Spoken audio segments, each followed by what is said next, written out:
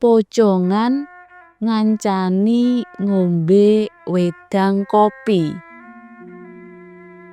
Malam Jumat Kliwon wulan November 2006 kepungkur. Agus lan Tarno sing dadi satpam kebagian mlebu bengi. Ngancik lingsir wengi, mripate Tarno wis angel dilekake. Rasane mbenyuyut kaya arep turu-turuwa. Yen wis kahanan kaya mangkono mau, padatan banjur padha nggawe wedang kopi. "Gus, aku arep nggawe wedang kopi. Sliramu digawekake ora?" takone Tarno marang Agus. "Digaweke ya kena, sing kenthel lan aja legi-legi banget ya," perintahe Agus. "Wah, nek aku wedang kopi iku kudu nasgite, panas, legi, lan kenthel. Bisa kanggo tamba ngantuk temenan," ujare Tarno kang banjur mlaku tumuju gudang mburi. "Aku nek kelegen malah ngliyer je, ora nambahi anggonku ngantuk. Dadi yen gawekake aku rada pait wae," Agus nerangke. "Beres bos, nanging janji lho, liya dina sliramu kudu genti gaweke aku." Ora wetara suwe ing gudang mburi wis krungu swara kluthak-kluthik Tarno ngudag wedang. Sadurunge Tarno ngeterke wedang kopi duweke Agus, dheweke mat-matan dhisik lungguhan ing kursi njeron gudang kasebut. Seger tenan sakwise ngombe wedang kopi, rasa ngantukku ilang, ujare Tarno karo srupat-sruput ngombe wedange. Segelas cilik wedang kopi wis entek diombe dening Tarno. Dheweke banjur ngadeg arep nggawe maneh. Nembe enak-enake ngudeg wedang kopi, pandelengane Tarno tumuju ing pojokan gudang kang lampune remeng-remeng. Antarane percaya lan ora, Tarno weruh regemeng-regem putih memper pocongan.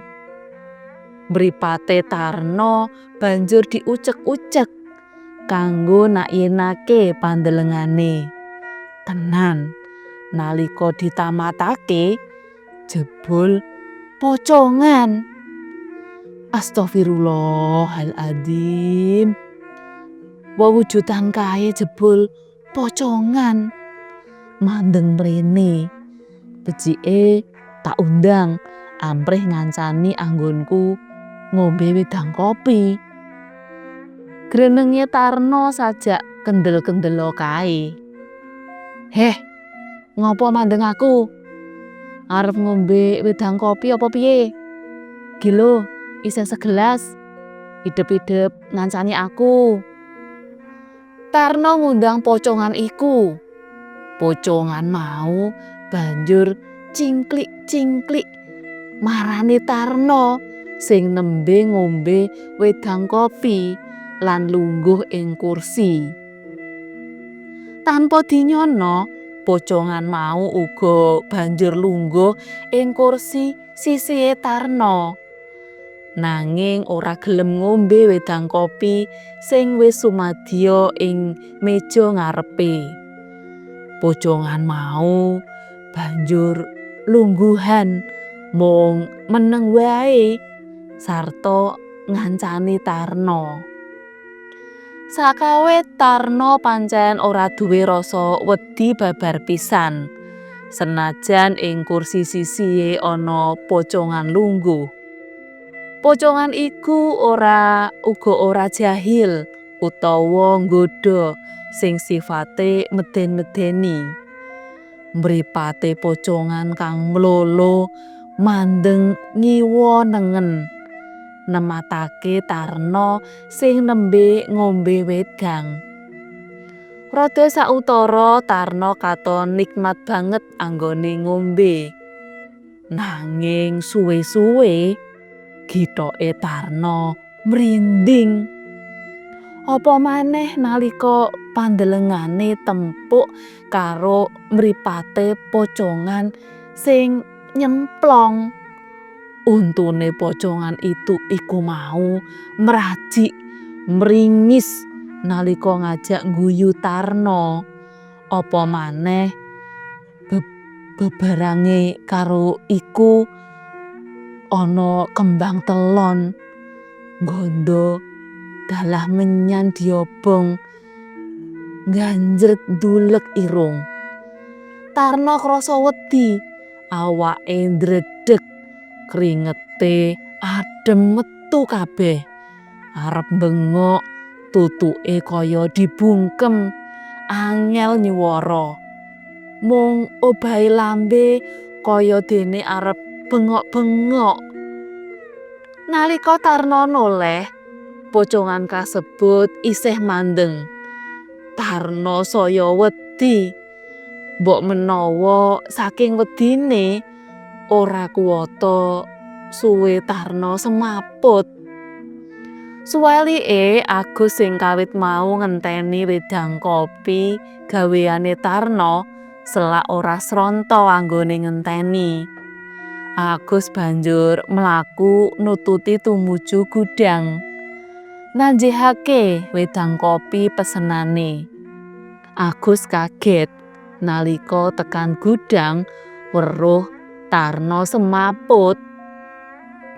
Nalika awake didemok anyep kabeh, diorek-orek awake. Tarna ora gagetangi. Waduh, Tarna iki mau kena ngopo? Kathek dadak nganggo semaput.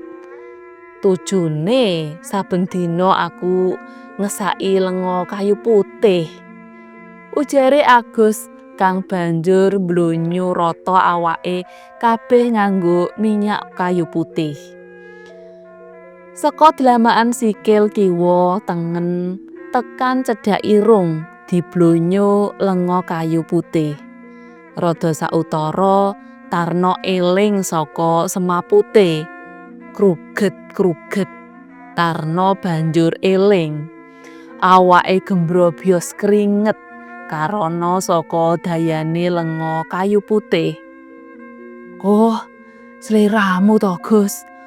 Awakku sumuk banget bubar diblonyo lenga kayu putih," ujare Tarna kang banjur mbenekake anggone lungguh. "Pancen anggonku mblonyo lenga kayu putih tak akehi, Je, karben enggal eling anggone semaput." "Karone dadak nganggo semaput iki ngopo?" Agus takon sajak anyel. "Aku semaput karana saking wedine. Aku ki mentas dikancani lelembut pocongan. Sakawit takoni aku pancen kemende. Nalika weruh pocongan tak undang supaya ngancani aku ngombe wedang kopi. Nalika pocongan wis marani aku lan lungguh ing kursi sisihku, aku ora wedi. Nanging suwe-suwe githokku mengkirik.